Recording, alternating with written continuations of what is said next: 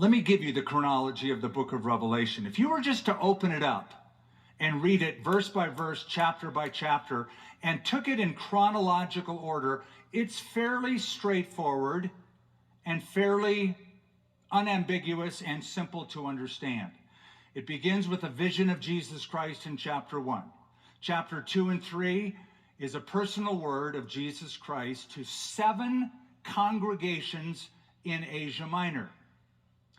Then, in chapter 4, John is taken up into heaven with a trumpet-like voice of an angel to the throne of God.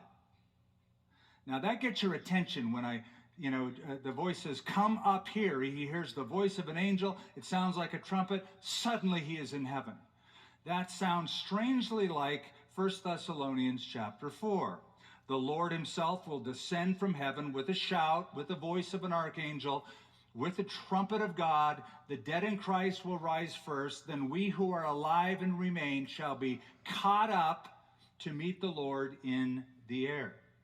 So John is taken up into heaven.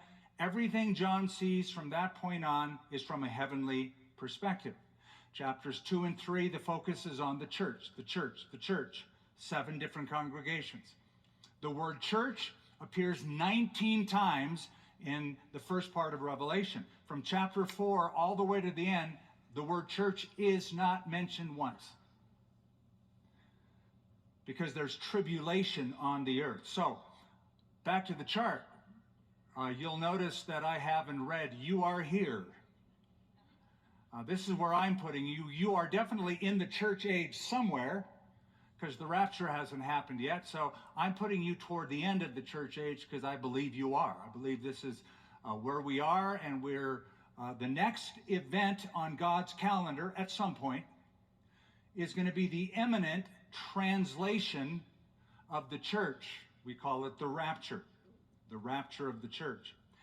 After the rapture of the church is a 7-year tribulation period. The 7-year tribulation is cut in two. First are years of more or less peaceful times, followed by really bad times, the last 3.5 years, the Great Tribulation.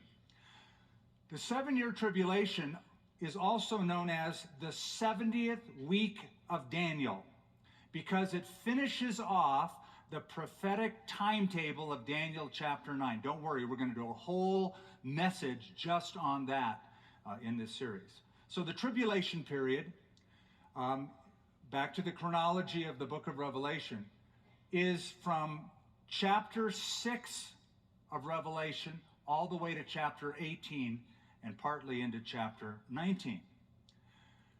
During that period, judgments take place on the earth. There are 7 seals in Revelation 6 and 7, 7 trumpets in chapters 8, 9, 10, and 11. There are 7 bowls of wrath poured out on the earth, Revelation chapter 16. One set ushers in another set, ushers in a final set. Those judgments are progressively intense. And when God is finished with those judgments, God is finished with judgment on earth, period.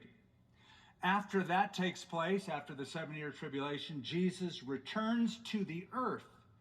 In Revelation chapter 19, we are with him in that event. When Jesus comes back to the earth, all the signs will have been fulfilled, mentioned in Matthew 24 that we looked at last week, and Revelation chapter 6 through 19. Basically the same events, but just extrapolated and explained in Revelation. When Jesus returns to the earth, he comes back to end a battle that is going on, a catastrophic battle introduced in Revelation 16 as the Battle of Armageddon. The carnage of that battle on the battlefield is detailed in Revelation chapter 19.